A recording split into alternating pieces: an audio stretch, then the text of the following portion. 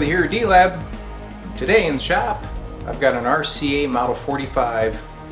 It's a combination AM tuner and amplifier for your phonograph. It was a console radio system.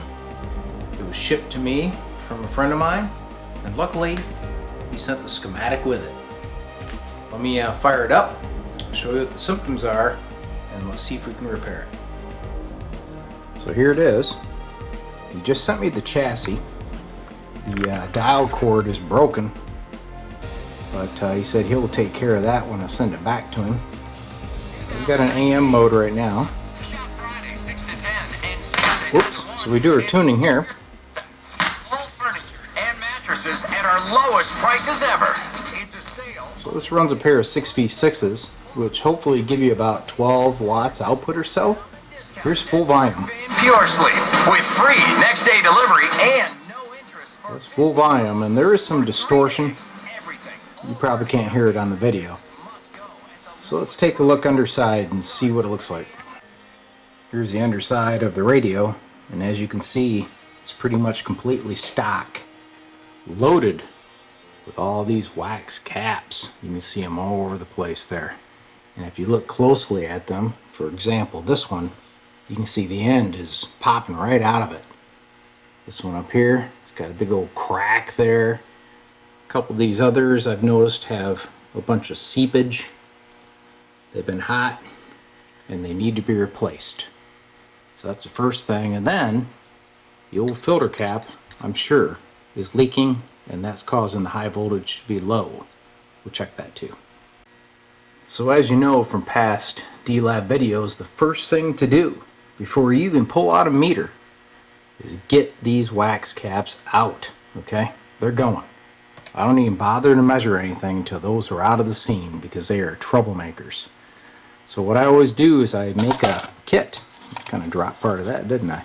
So here's the new filter cap. That's going to replace this guy, right? And then here in my Dixie cup are the assorted caps that we'll swap all those wax ones with. The best way to approach this is don't get in here and carve out all the caps, okay? Let's do it one at a time. I always cut the leads up near the cap, and then we'll put the new one in its place. I'll show you the first one, and then I'm going to change the rest and we'll show you how she turned out. Alright, so here's the first cap we're going to replace. It's a .0012 microfarad at 1000 volts. Now obviously there's not 1000 volts in this amp, okay? Probably around 250 max. And the reason they do this is it's probably because what they had laying around, they needed to use them up, okay? So off he goes, and this is what we're going to put in its place. This is a 600 volt cap, which is also way overrated, but I've also got a bunch of these. So let's pop him in. So if you take a look here, we got a lot of room to work with. Here's the old leads, okay? Now, if this was a real pinched up area, I normally would put little J hooks and just hook the cap in and solder to these leads, but we got a lot of room. So I'm going to try to use my new cap and slide right into these tube pin holes, okay? Now, the thing I got to caution you about is these wires that you see here. They're old and they're brittle. Try not to interrupt them while you're doing the work, or you may just introduce some new problems. So I was able to just heat the solder connection and slide the new lead right through the tube pin hole, okay? So I got lucky on this one. So let's finish this one up and then we'll move on from there.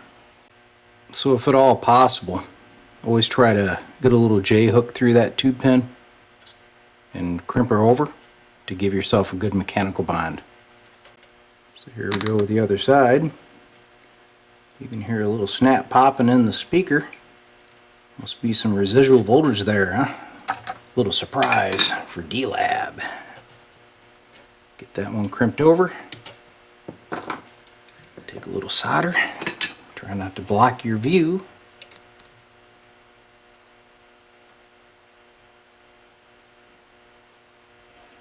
That side's done. Come on, solder.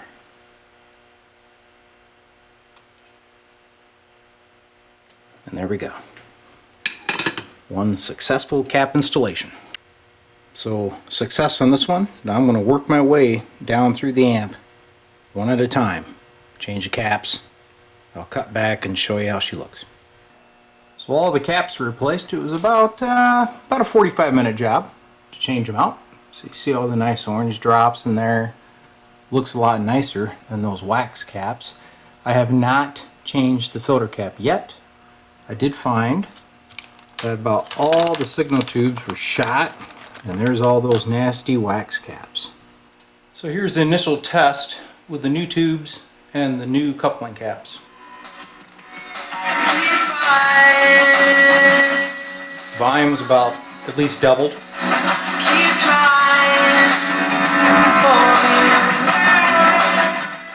So let's say we got our power back. The next step, I'm going to change the filter cap, and then we'll clean the controls, and I'll put her on the scope, take a look at the audio. If you take a look at the original filter cap, you see it's two 30 microfarad sections, and then there's a 40 microfarad section only at 25 volt. So I'm going to change it out with a dual 32 microfarad, and I'm going to use this single 47 microfarad cap in its place. To make the installation easy, I mounted the new cap. I left this cap wired up. So now all I have to do is just swing the wires onto the terminals. Out with the old cap, in with the new. There she is. Looks good. This should give this amplifier another 50 years of life, I hope.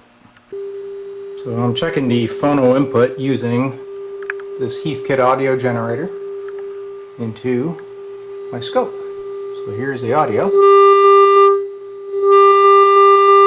You can see the sine waves nice and clean, so the amplifier section is working well. Well, that pretty much wraps it up. The old RCA is working well. I'm still going to do some poking around, check values of resistors, things of that sort, clean the controls, let it bake for a while. But it appears to be working again. Successful repair. Hope you enjoyed the video, and tune in for more tech tips by D-Lab. Thanks.